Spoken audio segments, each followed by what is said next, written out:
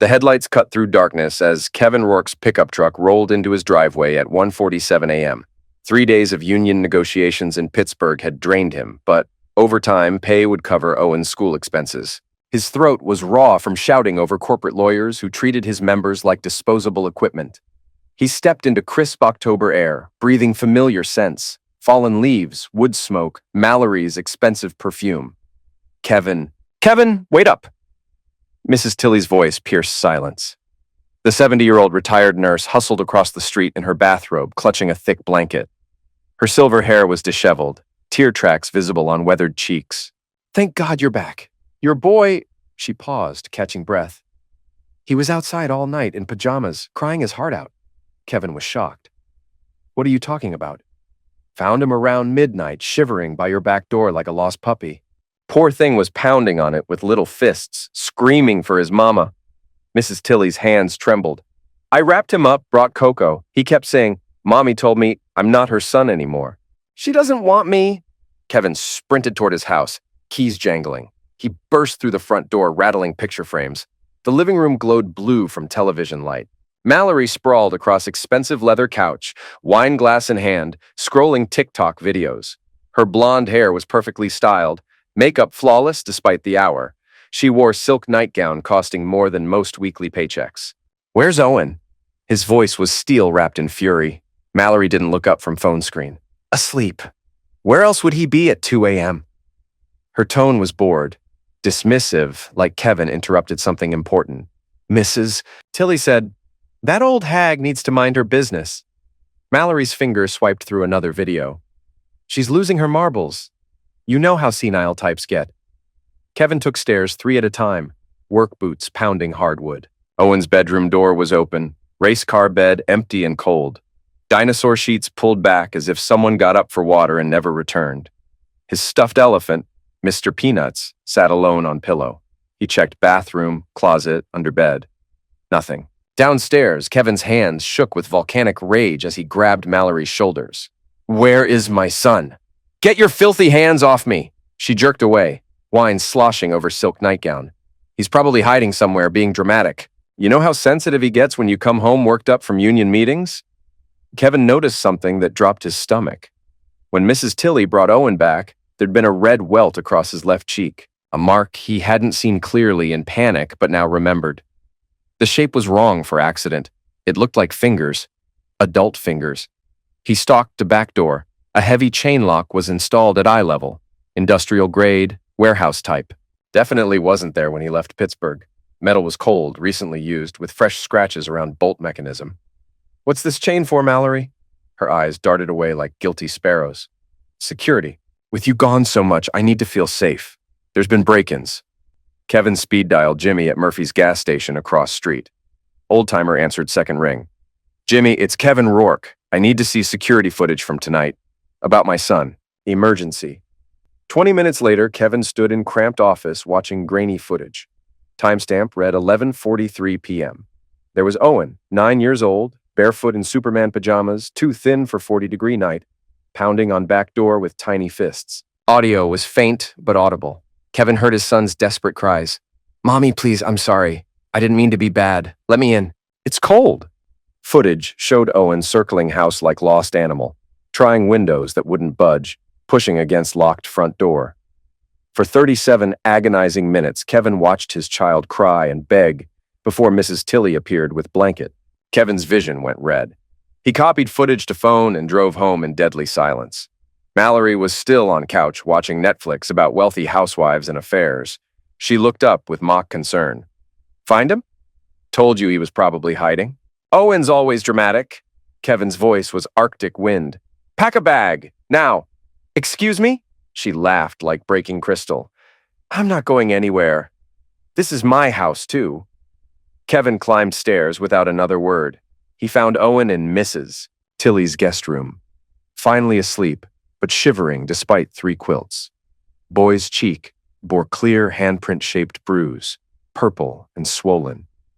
Kevin gently lifted his son, who stirred and whispered, "Daddy, are you really here?" "I'm here, buddy. We're going on a trip." Within an hour, Kevin had thrown clothes into duffel bag and loaded Owen into truck. As they pulled away, Mallory stood in doorway with phone pressed to ear, face twisted with rage. Her mouth moved frantically. "He took him!" "Yes, across state lines. I want him arrested." GPS showed 287 miles to Sam's cabin in rural Ohio. Kevin drove through night, Owen sleeping against his shoulder, heading toward uncertain dawn. Sam Rourke opened cabin door at 5:30 a.m. without questions. Brothers shared a look. Kevin's hollow eyes, Owen's tear-stained cheeks, desperate energy of men running from something terrible. "Coffee?" Sam asked simply. Kevin nodded, carrying Owen to spare bedroom. Boy felt fragile, like bird with broken wings. Kevin tucked him under thick quilt and sat in rocking chair until sunrise painted walls golden. Cabin sat on 15 acres of dense woodland. No neighbors for miles, no sounds except wind through branches and morning birds. Place where man could think clearly, where child could heal without fear. When Owen woke 3 hours later, Kevin was still there. "Daddy, are we in trouble?" "No, son. We're safe." First few days passed quietly. Owen helped with chores, feeding chickens, stacking firewood, but spoke only when necessary. His usual chatter replaced by unnatural silence that broke Kevin's heart.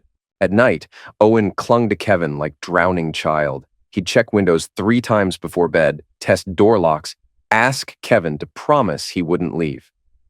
"I won't go anywhere, buddy." "Not ever again." On 4th morning, Kevin woke to dampness and smell of urine. Owen had wet the bed. Hadn't happened since he was 5. Boy's face burned with shame. "I'm sorry, Daddy, I'm sorry." Owen's voice cracked as tears poured down cheeks. "I'm not a baby." "Hey." Kevin pulled him close, ignoring wetness.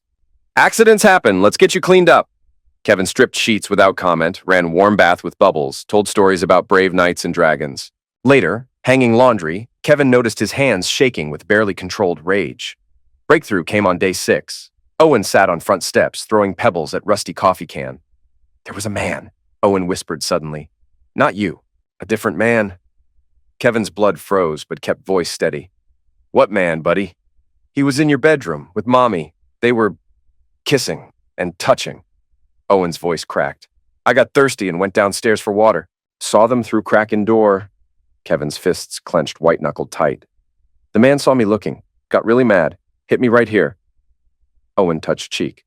"Said I was a brat who didn't know how to mind my business, that I was going to ruin everything." "And Mom?"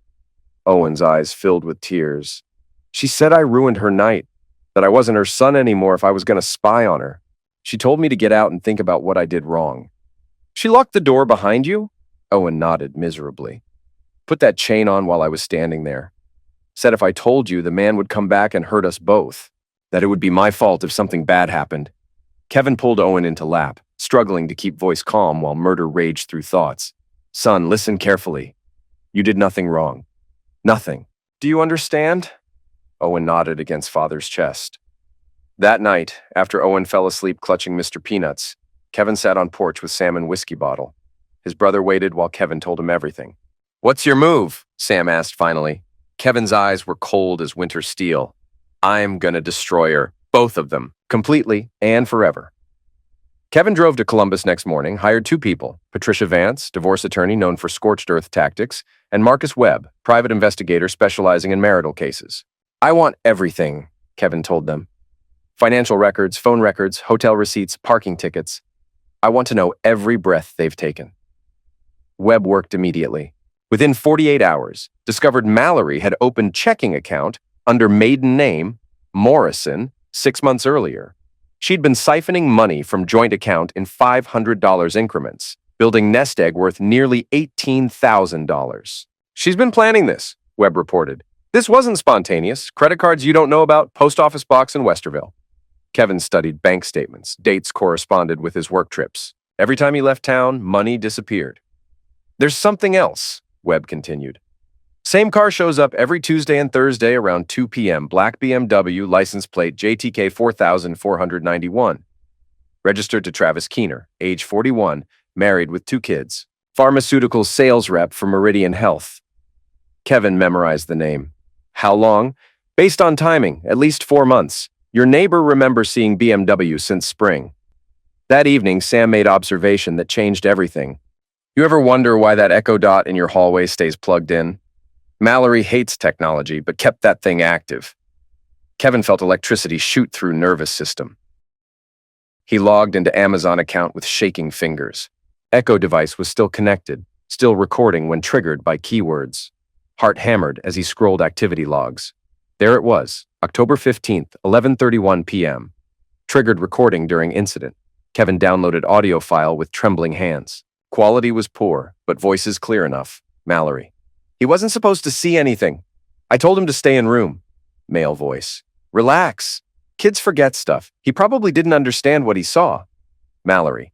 You don't know Owen. He's too smart. If he tells Kevin, male voice, then we deal with it, but panicking won't help. Mallory. Deal with it how? Kevin's not stupid. If he finds out, male voice. He won't, and if he does, it's your word against a 9-year-old's. Mallory. Yeah? Well now, Owen's a problem. Maybe I should have kept that door locked permanently. Kevin saved file with timestamp notation, added to evidence folder. Webb called again with more ammunition. Keener's got history. Domestic dispute call in Cleveland 3 years ago. No charges filed, but officer's report mentions visible bruising and terrified woman who changed story 3 times. What else? Sales territory covers tri-state area. Lots of travel, lots of opportunity, but he's supposed to be covering Pennsylvania accounts this week. Instead, he's parked outside Red Roof Inn 6 miles from your house. Kevin felt pieces clicking together. He's waiting for something. Or someone. I'll keep watching. That night, Kevin sat with Owen on porch, watching stars emerge through tree canopy. Sun seemed calmer, but still flinched at sudden sounds. Daddy, are we ever going home? Kevin chose words carefully. Eventually. But things are going to be different. Different how? Better. I promise you, son. Things are going to be a lot better. Courthouse in downtown Cleveland felt like battlefield. Kevin sat beside Patricia Vance, watching Mallory enter with attorney, slick corporate lawyer named Harrison Blake, who charged $800 an hour. Mallory had lost 20 pounds. Hair hung limp. Designer clothes couldn't hide stress lines around eyes. Hands shook as she avoided looking at Kevin. Judge Rebecca Martinez called session to order. Emergency hearing regarding custody modification in Rourke versus Rourke. Mr.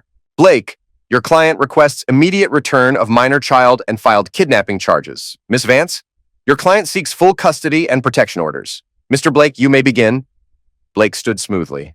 Your Honor, my client has been primary caregiver for 9 years, while Mr. Rourke traveled extensively.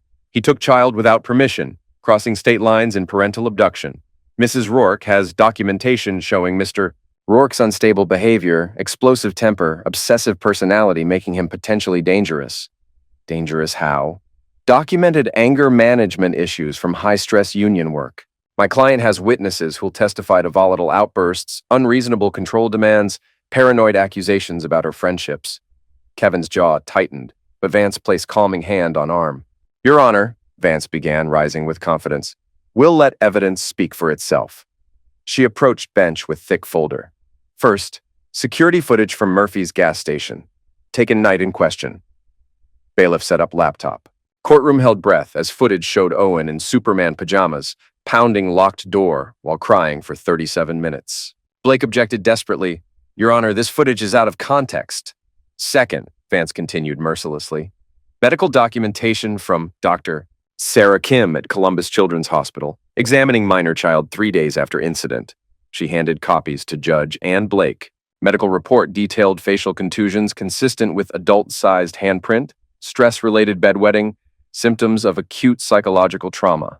Mallory shifted uncomfortably. Third, audio evidence captured by defendant's own smart home device, authenticated by Amazon technical support. Vance played echo recording. Mallory's voice filled courtroom. Now Owen's a problem. Maybe I should have kept that door locked permanently.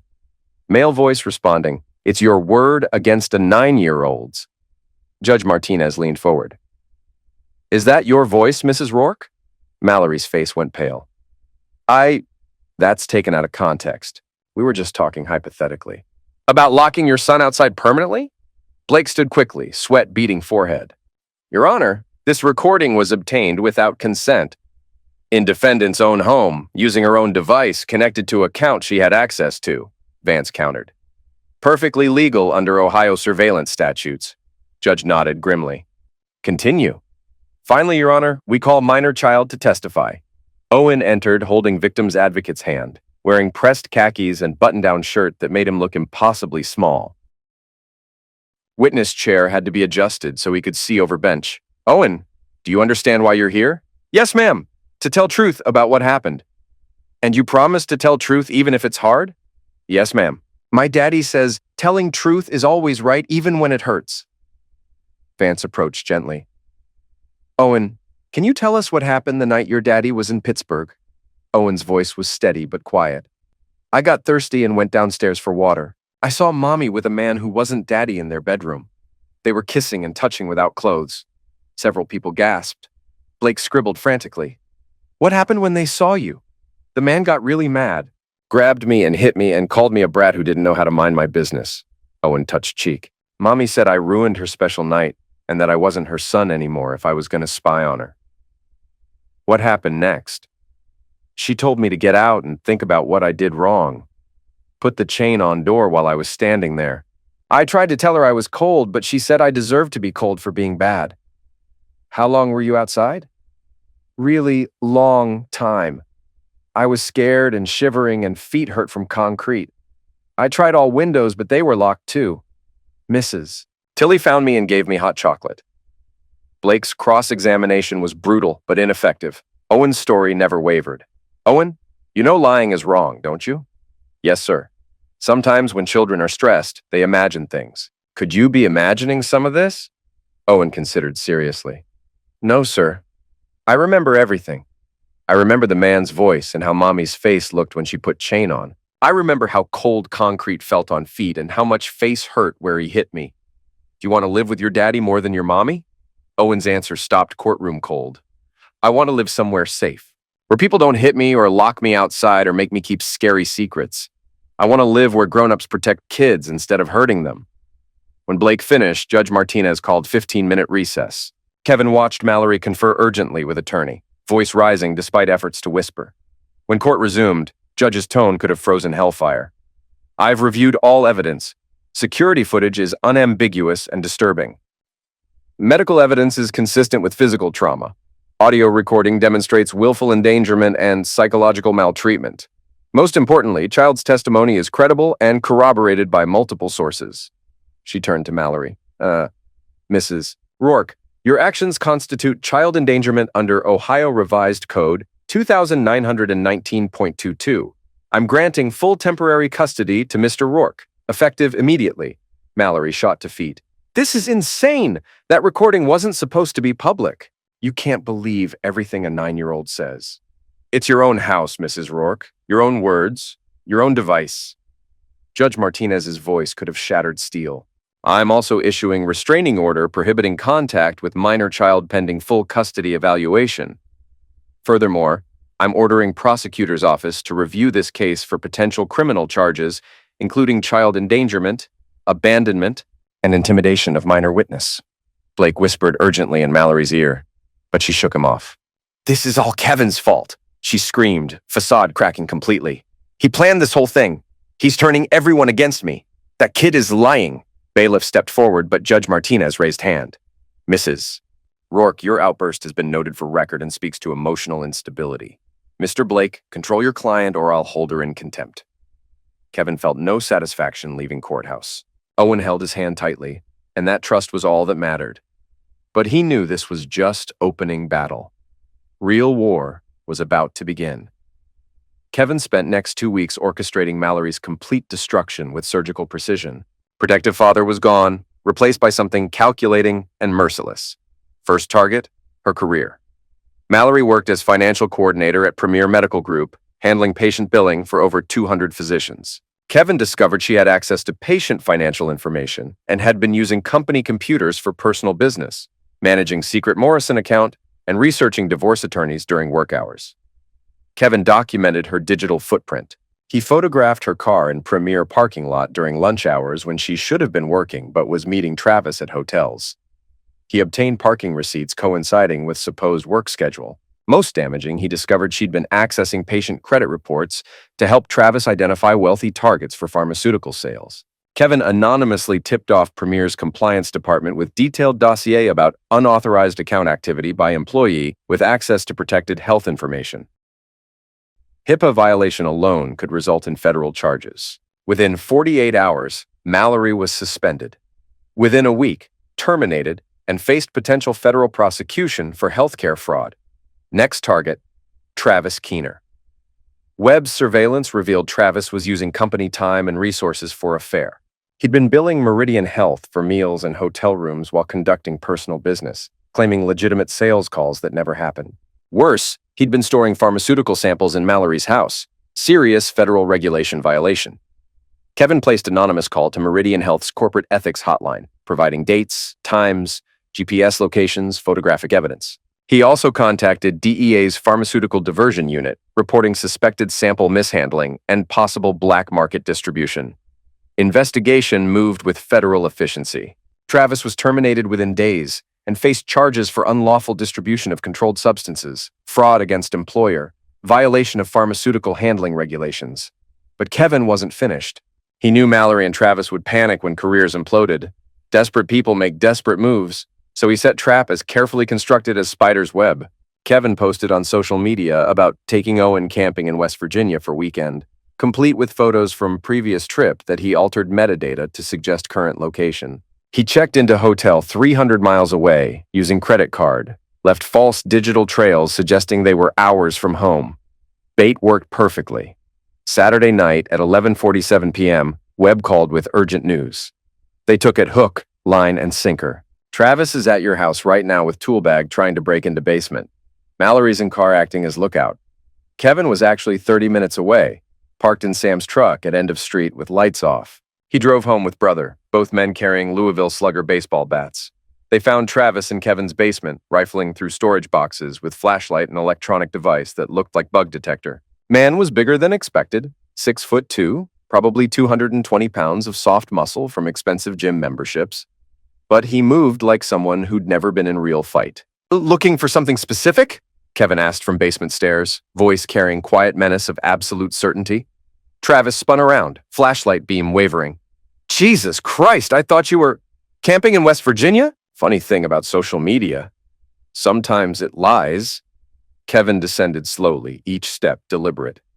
Sometimes it's designed to lie. Travis grabbed crowbar from Kevin's workbench, movements clumsy with panic. Stay back, man. I don't want trouble. This is just misunderstanding. Too late for misunderstandings, Travis. You hit my son. You threatened him. You ruined his life.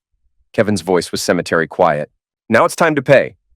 Sam flanked left while Kevin approached from right, movements coordinated by years of working together in dangerous situations. Travis swung crowbar in wild arcs, catching Sam across shoulder and spinning him into storage boxes with crash that echoed through basement. Kevin moved with lightning speed and righteous fury. Baseball bat caught Travis across ribs with wet crack that spoke of serious internal damage. Bigger man doubled over, gasping like landed fish. That's for hitting my son. Kevin's second swing targeted Travis's left kneecap with precision of surgeon and force of sledgehammer. Pharmaceutical rep collapsed, screaming like wounded animal, expensive khakis torn and bloody. That's for threatening him. Kevin raised bat for third strike, aiming for Travis's skull, but Sam grabbed his arm despite injured shoulder. Kev, stop. We got him. Don't make this worse. Kevin fought against brother's grip for a moment, murder raging through thoughts, then stepped back, breathing hard, while Travis writhed on concrete floor. Police arrived 20 minutes later, summoned by Kevin's calm 911 call. They found Travis on basement floor with bag full of Kevin's personal documents, crowbar beside him, clear signs of forced entry through basement window, electronic surveillance equipment suggesting industrial espionage. Kevin and Sam claimed self-defense against armed burglars. Responding officers, seasoned cops who'd seen enough domestic situations to recognize good guys, saw father protecting home and brother defending him. Travis's story about searching for evidence of conspiracy sounded desperate and unhinged. While Travis was loaded into ambulance, drugged with enough painkillers to make him talkative, he made crucial mistake. Dazed from pain and medication, he confessed to Officer Janet Brooks. Mallory told me to find anything Kevin had hidden. She said he was gathering information to frame us for stuff we didn't do. She said if we didn't find it first, we'd both go to prison. Confession was recorded on Brooks's body camera, and became foundation for conspiracy charges against both. Travis was charged with breaking and entering, burglary in first degree, assault with deadly weapon, conspiracy to obstruct justice. Bond set at $75,000, money he no longer had after losing high-paying pharmaceutical job. But Kevin's masterpiece was still to come. 2 weeks after Travis's arrest, Kevin received unexpected package, no return address, postmarked from Columbus. Inside was cheap Android phone with note written in block letters. Thought you should hear what they really think of you. Phone contained dozens of audio files, voicemails, recorded conversations, text message screenshots. Kevin's blood pressure spiked as he listened to first recording, Mallory's voice crystal clear. Mallory. He's pathetic, Travis. Boring union guy with God complex and zero ambition. Once we get rid of him permanently, we can sell house, take Owen somewhere tropical, start fresh with clean identities. Travis responded, "What about custody battles? Courts usually favor mothers. Please, I'll play battered wife card perfectly. Say he's been physically violent with me and Owen for years. Who are they going to believe? Respected medical professional or blue-collar hothead with documented anger issues?" Kevin's hands shook as he skipped to another file. Mallory again. "Owen's becoming real problem. He's too smart, asks too many questions. Yesterday, he asked why Travis comes over when Daddy's working. Today, he wanted to know why I have secret phone." Travis. "What'd you tell him?" "That he's friend helping with house repairs, but kid's getting suspicious. If he talks to Kevin about any of this, then we make sure he doesn't talk. Period." "How exactly?" "Scare him into silence. Kids are easy to intimidate if you know which buttons to push. Make him think something terrible will happen if he tells. Make him believe it's his fault." Kevin found text conversation from 2 weeks before incident. Mallory. "Kevin's going to Pittsburgh Tuesday for union conference, 3 days minimum." Travis. "Perfect timing. Time to move forward with plan we discussed." Mallory. "You sure about this? Once we cross this line, there's no going back." Travis. "We're already past point of no return. Just stick to script we rehearsed." Most damning file was time-stamped. Night Kevin found Owen outside. Mallory. "It's done. I told Kid he's not my son anymore. Locked him out in pajamas. Let him freeze for few hours to teach him about consequences." Travis. "Jesus, Mallory. That's harsh, even for you. What if neighbors see him? Then it's Kevin's fault for leaving us alone so much." Poor, overwhelmed single mother, making bad decisions under stress. Sympathy vote will work in our favor. What if Kevin finds out truth? He won't. And if he does, well, kids have accidents sometimes, especially kids who wander around at night when they should be sleeping. Kevin stopped recording, vision going white with homicidal rage. They hadn't just planned affair and financial theft. They'd planned to eliminate him entirely and potentially harm Owen to maintain secret. He called Patricia Vance immediately. "Where did this come from?" she asked after listening to recordings. Anonymous tip. Does source matter legally? Not if these recordings were made by one of participants, which they appear to be. They're absolutely admissible as evidence. Kevin suspected Travis's wife had discovered affair, hacked his phone, decided to burn down everyone involved. Smart woman. Within 24 hours, Vance had delivered copies to district attorney's office. Response was swift and devastating. Mallory was indicted on multiple felony charges: conspiracy to commit fraud, child endangerment with bodily harm, terroristic threatening, conspiracy to commit identity theft, conspiracy to commit bodily harm against minor. Recordings revealed detailed plans to steal Kevin's identity and assets after eliminating him through staged accidents or deliberate poisoning. Travis, already facing federal charges, made desperate deal with prosecutors to avoid potential murder conspiracy charges. He testified that Mallory had approached him 6 months earlier with comprehensive plan to get Kevin out of picture permanently. Plan was chillingly simple. Drive Kevin to desperation through psychological warfare, encourage drinking or drug use through deliberate stress, then arrange fatal accident during work trips. Owen would be traumatized into silence through fear and manipulation. Mallory would inherit everything as grieving widow, and they'd disappear to non-extradition country with new identities. She said kids forget traumatic things if you scare them enough early on, Travis testified during plea hearing. That Owen would get over losing his father if we gave him new life in place where nobody knew what happened. At Mallory's sentencing hearing 3 months later, Kevin sat in front row with Owen beside him. His son had insisted on being there to watch Judge make bad lady go away forever. Judge Martinez reviewed evidence methodically. Original incident, Multiple recordings, Travis's detailed testimony, psychological evaluations showing Owen's ongoing trauma, financial records proving premeditated fraud dating back 8 months.